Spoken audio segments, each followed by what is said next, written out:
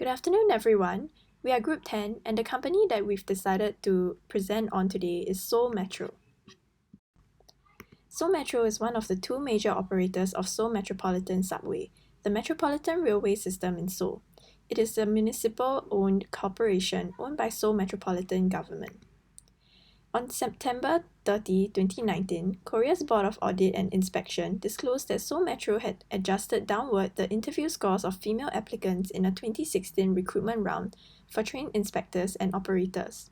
Seoul Metro revised their scores to below 50 points, eliminating all 6 women who had initially passed. The successful candidates that were left solely consisted of men.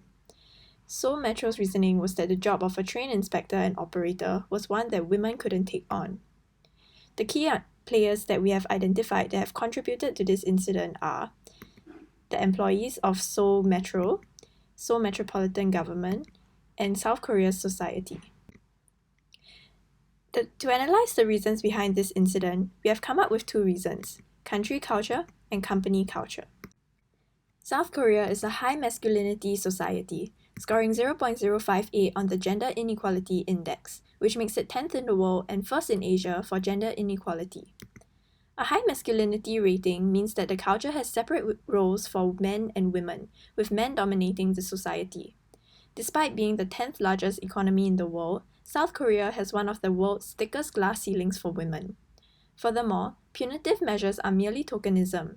For example, KB Kookmin Bank was merely fined a meager 5 million won, which is about Sing dollars 6,200, for their own discriminatory acts. With such a culture that is present in their everyday lives, it is easy to have negative stereotypes against women, deeming them as less capable to perform certain jobs.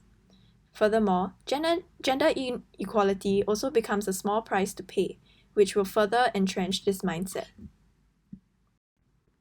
As for company culture, Seoul Metropolitan Government has a seemingly diverse culture encouraging more women to join the civil service. 50.2% of all government employees in South Korea were female at the end of 2017, and the government has been introducing new public personnel management measures in line with the growing role of women in the civil service. However, only 6.7% of the total ranking central government officials were females. This means that while the public service in Korea might be putting in more effort to be inclusive of women, there's still a glass ceiling that these public servants meet within the organization itself. With males dominating the hierarchy in the organization, the lack of women in power will only continue, as the norm of having men at the top of the organization will be entrenched. Women might also face stereotype threat, as they are always being denied opportunities to be promoted and are not given chances to showcase their abilities. It also makes it easy for discriminatory practices to slip through the cracks and be considered acceptable. We will now look into the existing policies and solutions put in place to tackle gender inequality by Seoul Metro. It is noteworthy that Seoul Metro is a public corporation run by the Seoul Metropolitan Government, and hence its policies actually mirror those of the Metropolitan Government themselves. Several key projects relevant to the Metro are as follows. Number 1. Improving the work environment. Many females are restricted to a part-time employment basis, and this project really aims to convert an increased number of them into regular full-time employees. This will allow them to actually enjoy much more comprehensive employee benefits such as sick leave, medical coverage, and bonus payouts. Number 2, expanding job availability for women. As a male-dominated society, especially within a metro company, the work and culture are traditionally geared towards men. By increasing the number of jobs for women in this sector particularly, it demonstrates Seoul Metro's willingness to embrace change. Number 3, forming a balanced environment for work and family. In order to prepare for labor and recover from delivery, women will be absent from work for prolonged periods of time, and this has resulted in them being deprived of opportunities and always hitting the corporate glass ceiling.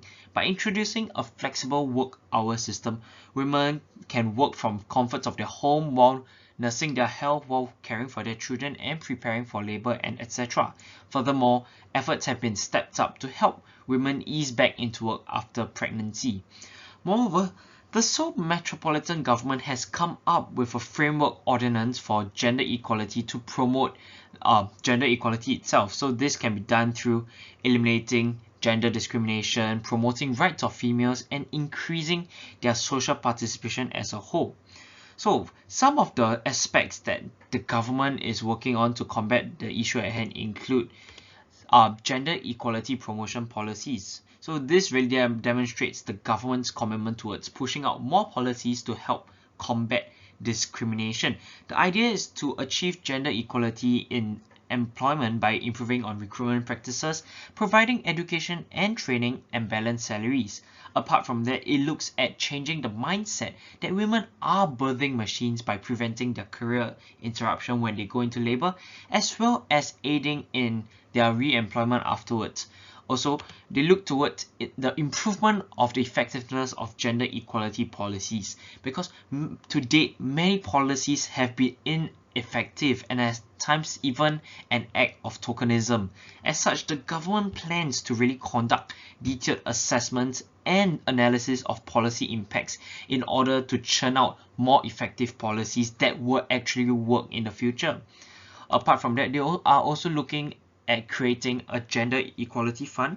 So a budget has been set aside to provide funding for relevant projects that help eliminate discrimination on the basis of gender, such as training and education. Also, we see the creation of Seoul Metropolitan Working Mother Support Centers. In South Korea, especially, the role of a woman is to be both a wife and a mother. This meant that all household affairs will be carried out by them even if they were employed. Now, due to the traditional mindset, women are not given as many opportunities because companies believe that once women have children, they will not be able to commit and excel in their work. Hence, this aspect really helps to protect the maternity rights of women and giving them more flexibility in working arrangements. And also, they are looking towards creating a comprehensive plan for gender equality labor policies. So drawing on the point of how women are not given equal opportunities, they also receive less remuneration as compared to men in the same role. As such, this supposed plan will be drafted to help prevent and reduce the gender pay gap, hence placing both men and women on equal playing ground. Thank you, Brian. Now I'll talk about the proposed solutions we have prepared. For this, we'll be focusing on three key players: employees of Seoul Metro, the Seoul Metropolitan Government, and the South Korean society in general. Firstly, for the employees of Seoul Metro, we believe that employees should put in place certain guidelines that can help them understand what is acceptable and unacceptable when it comes to hiring practices. A potential solution we believe that Seoul Metro can implement is accepting anonymous applications and blind interviews, which is currently used in the USA. Applicants will submit their job applications either partially or completely anonymously so their gender remains unknown to the hiring manager. From the two graphs below, we can see that a study from the Hubble Space Telescope revealed that before anonymization, men outperformed women by 5%. After removing names, that fell to 3%, and when there was full anonymization, women outperformed men by 1%. Furthermore, before anonymization, only 18% of accepted applications consisted of women.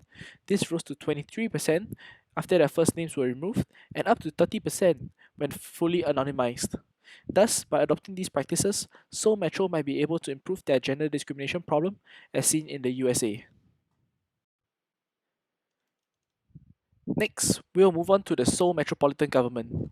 We believe that to prevent Seoul Metro's incident from happening again, our group believes that it is important for the organization itself to inculcate a corporate culture that accepts women and gender diversity in the workplace. Currently, within the Seoul Metropolitan Government, there's only one lady, Lim Soon Yong, who is the Gender Equality Special Advisor. And this shows the lack of importance being placed onto gender equality within the Seoul Metropolitan Government. Thus, we believe that in order to build a corporate culture, the Seoul Metropolitan Government should create a whole department for gender equality. This will allow women who are troubled about unwanted sexual advances in the workplace to come to them for counseling. Furthermore, By creating a department specifically for gender equality, it is showing other departments and even citizens that equality is just as important of an issue and workplace need as compared to other departments like operations, human resources, and many others. Additionally, managerial support is important as well. Employees can be sent for workshops to learn the importance of respecting women in the workplace. Managers should also be advocates of this new culture that they are trying to implement and be a role model for their subordinates. Management should also deal out severe punishments to anyone who partakes in gender discriminatory actions so as to exhibit that the company is intolerant of such behavior. Now I'll be passing the time on to Dominic, who will go through our other proposed solutions. Thank you, Jaren. And now we'll be moving on to the largest key player, the society. As Faith has mentioned, the South Korean society is highly patriarchal, and the gender discrimination is deeply rooted and entrenched in the society. Our solution has to be aimed at changing the mindsets of the people, and the government has the biggest ability to do so through the enactment of laws. This will help women to gain a proper foothold in the society and improve the situation. The government must enact gender-neutral or even pro-woman policies. This has to go beyond releasing just gender ratios of people interviewed in the public sector. Companies can report the pay at each level by gender, the progress of their gender diversity programs to the Ministry of Employment and Labour in South Korea. This ministry has the legislative power to condemn such companies, and the reputation loss is more important than just fines. 83% of the women believe that such a policy would help them rise to senior positions. By getting rid of the glass ceiling, more women will be able to rise to higher ranks than their own companies, thereby helping to remove the negative stereotype that women are less able to perform well in jobs that are typically taken by men. In summary, the Seoul Metro incident is merely one of many other cases involving high-profile companies in South Korea. This boils down to how deeply rooted the patriarchal ideologies are in the company and the country's culture. It makes it harder for Seoul Metro to invoke changes, given that this is a problem that not only is present in the company, but plagues the society as a whole. Given the fact that Seoul Metropolitan Government has been taking steps to raise awareness regarding the gender discrimination, is encouraging and shows that the organization is taking the right step. By encouraging solutions targeted at the three key players, as you can see, and being employees, Seoul Metropolitan Government, and the society, we believe that this will help Seoul Metro to overcome this mindset and hopefully adopt more fair practices in the future.